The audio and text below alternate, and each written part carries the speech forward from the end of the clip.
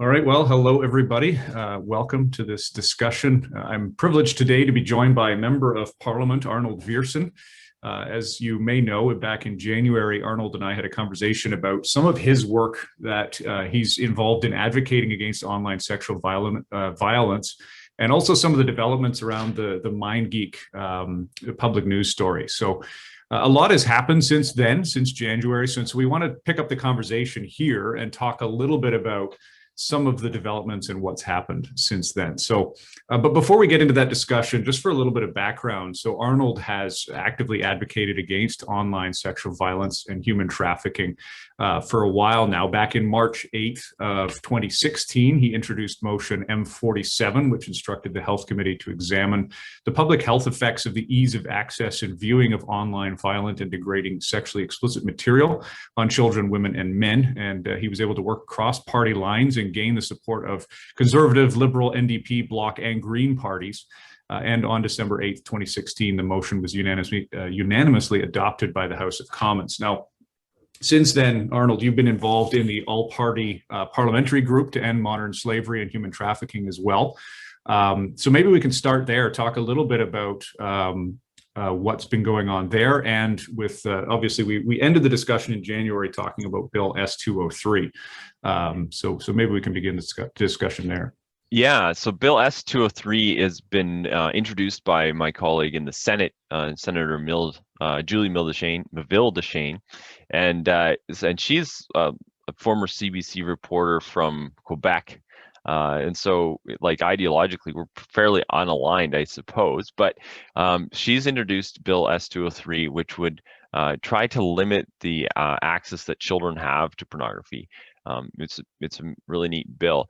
I've got a relationship with her through my work with the All-Party Group. So she's one of the co-chairs of the All-Party Group to end modern-day slavery and human trafficking. And that group has been working on a bill called S-216, which was a supply chain reporting bill. So it's been really neat to see how the relationships that I've built in one area have been able to use that to transfer it into other areas. So the all-party group isn't necessarily focused on ending pornography use or the impacts of pornography, focusing on the impacts of pornography on society. But it's been interesting to see how the folks that get engaged on the human trafficking front then start to see that, oh yeah, pornography is a big driver of this issue. And so Senator Miville-Deschênes has a bill.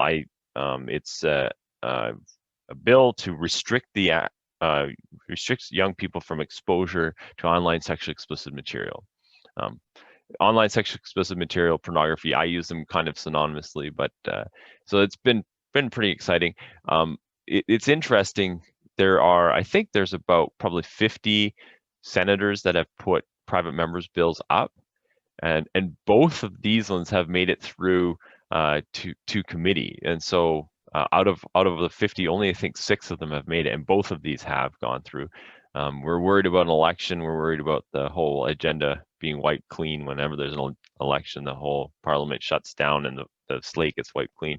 And so we're not real hopeful that this will all get through because we think there's an election looming. But nonetheless, they are proceeding faster than any of the other bills. So we're excited about that.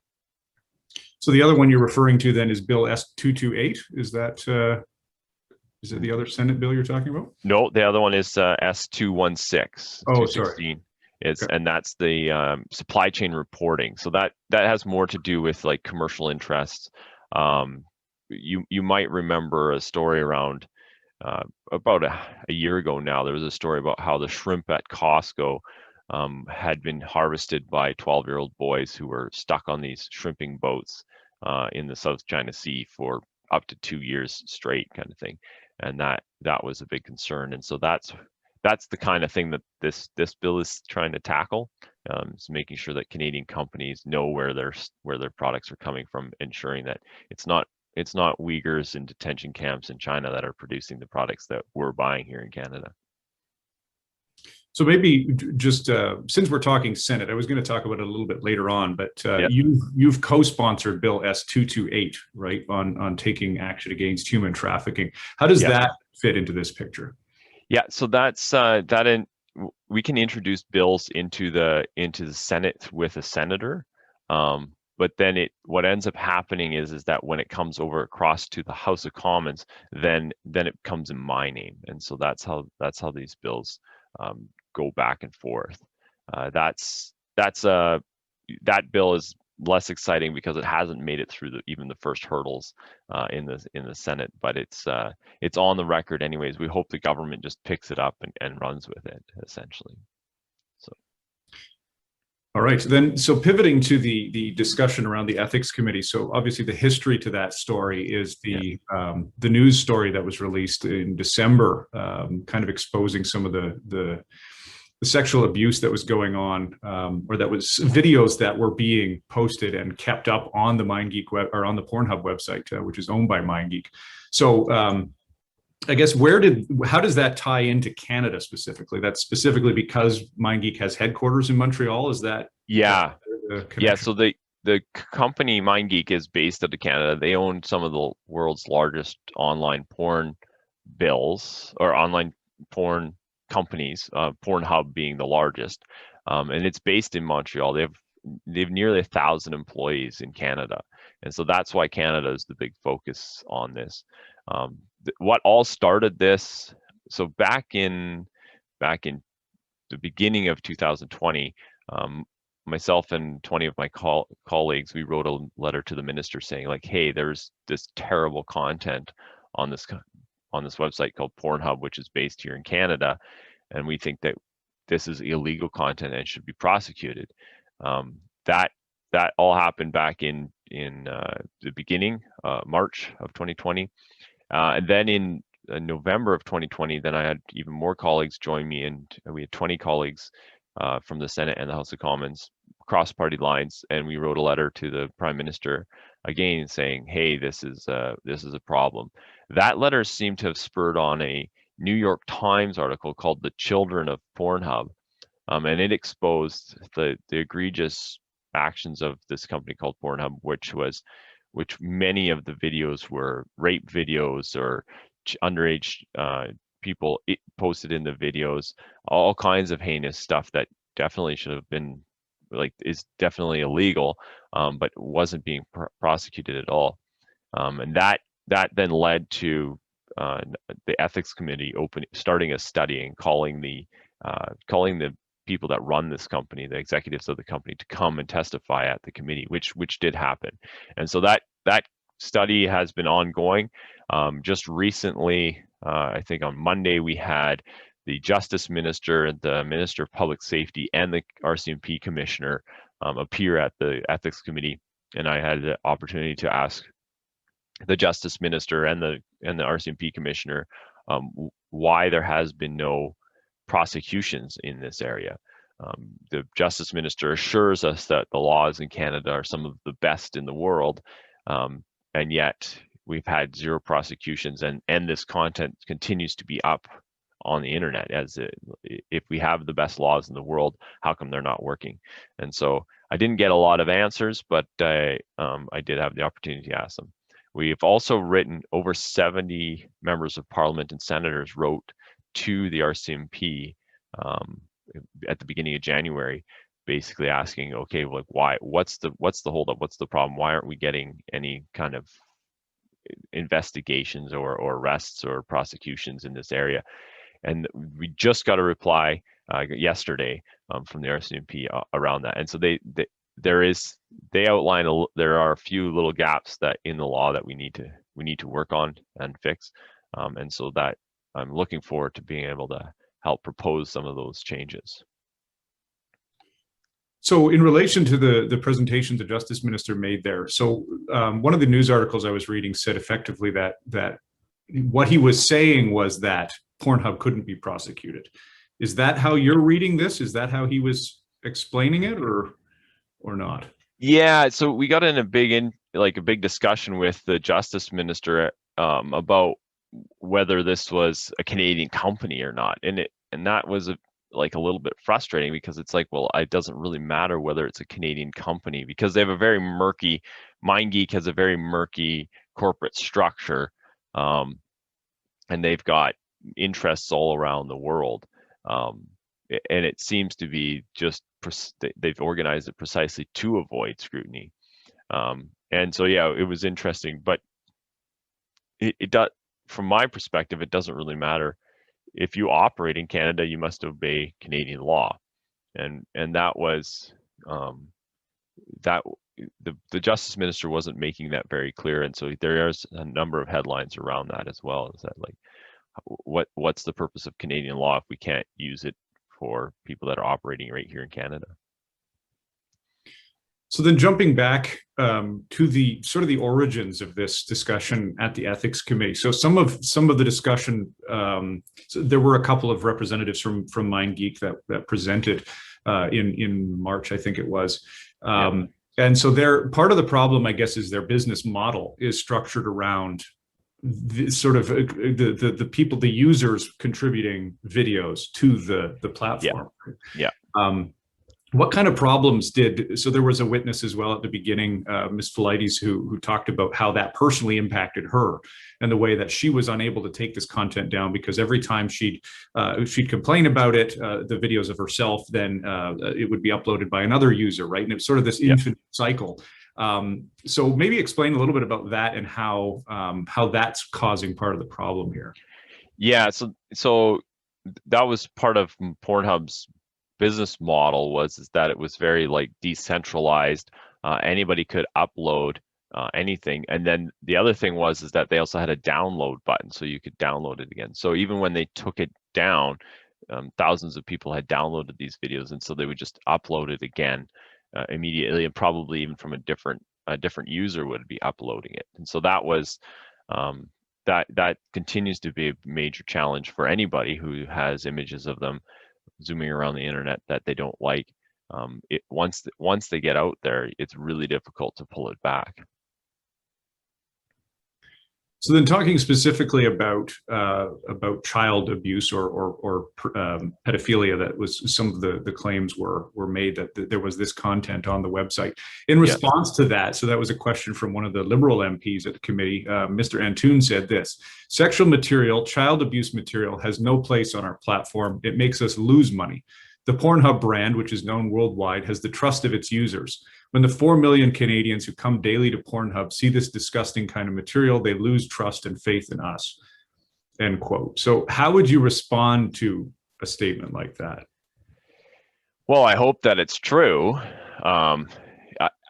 It doesn't seem like they've spent a lot of time attempting to maintain their brand around that. The story of Miss Felites kind of blows that all out of the water.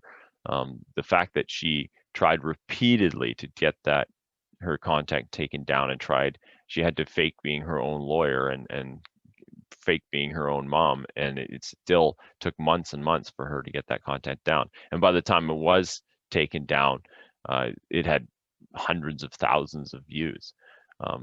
And she was 14 years old. She was 14 years old. So saying that it hurts their brand is I hope that it's true, but they should definitely be doing more about it. And so in Canada, if you suspect or if you run across underage content, you're supposed to report it immediately to the Canadian Centre for Child Protection. PornHub, which works in this area, you would suspect that they would have a system in place for easy reporting. They have a button on their website that says report this video, but it doesn't report it to the Canadian Centre for Child. It just reports it to an internal area inside PornHub. And then their former staff have come out and spoken out and just said, like, yeah, we were definitely discouraged from ever reporting. So that is an area that I've been working on a bill around this area for a while now. I'm hoping to introduce it yet before this parliament ends, around just like verifying the age and consent. If you upload a video that's a commercial video for consumption on the internet, that you must ensure the age and consent of all the people depicted in the video. I don't necessarily have a mechanism for that, and the bill is still being drafted, but I hope to get something out on that here yet before this Parliament ends, depending on when and if there's an election. So maybe talk about that next, kind of what the next steps are. So you mentioned obviously your bill. Yeah. But the government has discussed earlier in the year, they made a commitment to introducing legislation that addressed this problem as well, if I understand correctly. Do you see that? Is anything like that coming down the pipe? Has there been any indication? No, they've indicated that they're going to do that. I haven't seen the bill yet myself. I do know that we have Bill S10, or C10, I mean, which is a government's bill on trying to ensure that online hate is not a thing, and just allowing the CRTC to investigate online content. I have an amendment for C10 that would ensure that racist, sexist, misogynist, sexually explicit content would be discouraged, as well as ensuring that this kind of content is not being targeted to children, ensuring that children aren't being accessed. And so there's multiple ways that we're coming at this. But yeah, I'm looking forward to.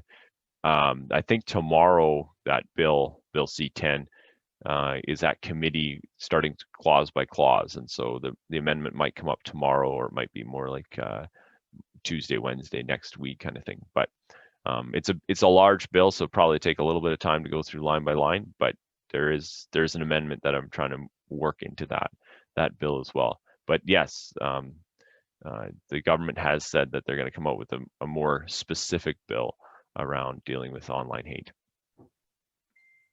So then in terms of the ethics committee, they've wrapped up now then? Is that effectively the end of the discussion? I don't know. I assume that it's going to be done. I'm not a regular member of that committee, so I just sub in when that study continues. But when I was at committee, they were going to be discussing their next moves forward. I suspect that they'll be going into just writing up the report now. So that will probably be a month or two yet before the report is finished and tabled. But that was my hope around it, and I communicated that to my colleagues as well, that we could get this wrapped up and get a report to the government so that we can start working on getting some of these pieces fixed, and ensure that Canada is no longer the host to a company that is definitely profiting off the exploitation of women and girls. So what tools does ethics have at their disposal then? Like what might we see in a report like that, and what could they do? Yeah, so we could probably see a recommendation that the government come forward with legislation to ensure that age and consent in all the videos are determined beforehand. We could see them make a recommendation that PornHub has to abide by or do some sort of action. We could see an update of the law, a recommendation to update the laws in those areas where the RCMP said that they were unable to prosecute because of these areas. We might see some recommendations around just changing of what determines a company to be Canadian and have to abide by Canadian law. These reporting mechanisms, all of that is required, might be some changes around that. So ethics committee, it has the ability to compel testimony. It's much more like a court in that regard. They can draft legislation, but I don't see them do that very often. I've actually never seen a committee actually draft legislation. So I think they'll just make recommendations to the government to fix some of the issues that exist. Do you have any concerns? You've mentioned the potential of a looming election a couple of times. Do you have any concerns that will impact this discussion or hinder it in any way? No. All that it does is it wipes out an election that happens, just wipes out all these bills, like wherever they are in the legislative process. They just all get swept off the agenda, and after the election, it's a matter of reintroducing or tweaking and reintroducing these things. I don't think the discussion's going anywhere. I think just from my perspective over the last 5 years, from way back when I introduced M47, which kind of started this discussion in my mind. M47 was called the Health Committee to do a study on the impacts of pornography on Canadian society. To be here today is amazing, and I hope I hope that the conversation continues. But I would say that it was a very lonely job back in M47 days. Today I've got and particularly after the article around from the New York Times around the children of MindGeek, I have colleagues all ready to pitch in and give a hand and help out, and so it's from all parties. So it's been I don't think this conversation is dying anytime soon. I think this is just the beginning, and we'll be continuing to discuss how do we ensure that online sexually explicit material and online sexual exploitation no longer happens in Canada.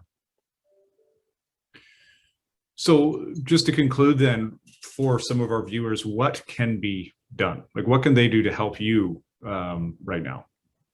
Yeah, continue to talk about it with your friends and neighbors. Let them know that these kind of bills are going through Parliament right now. S203, the ensuring that children don't get access to pornography is important. You can write petitions.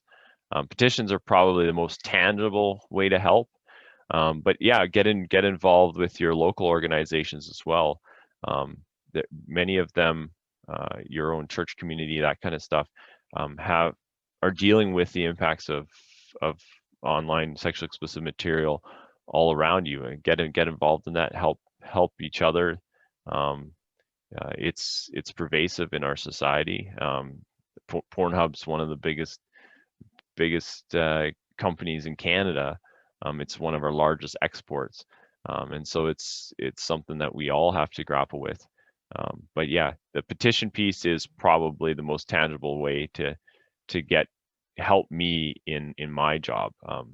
Every 25 names that gets put on a petition, I get to stand up and present that, and that allows me. I don't have to wait for the topic to come up. I don't have to wait for the government to introduce a bill in order for me to talk about it. If I have a petition with 25 names on it, I can stand up in the House of Commons every day and introduce that petition, and I can talk about the issue right then and there. So petitions supporting S203, petitions supporting S216, the supply chain reporting, or 228, any of those really helps me. Very good. Yeah, so we're planning a petition competition potentially for some of our supporters. So hopefully we'll be producing more of those petitions. And as you mentioned, so obviously the physical petitions are better than the e-petitions in that sense, because you can stand up and speak at 25. Yeah. So it's just a different tactic essentially. The online ones, you're trying to get news by getting a huge number of people signing them. So if you get 100,000 plus people signing them, that'll make the news, and then the news will talk about the issue. So that's the tactic there.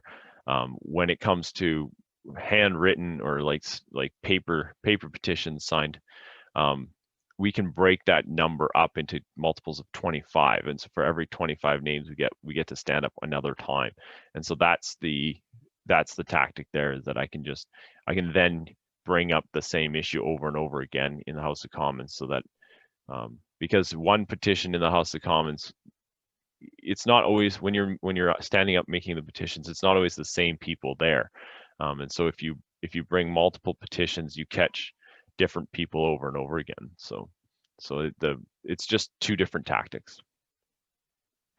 Well, I want to thank you for taking the time to chat about this issue with me. I want to also thank you for your work on this file and the various files that we've talked about today. And as you mentioned, the way that you, kind of in a leadership role by yourself, in kind of a lonely position, took this issue up a couple of years ago.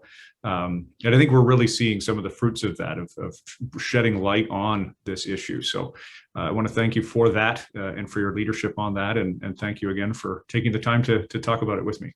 Hey, no problem, Colin, and I want to thank you and ARPA for all the hard work they do and everything they do, and and all of people back home that support your work, I really want to thank them as well.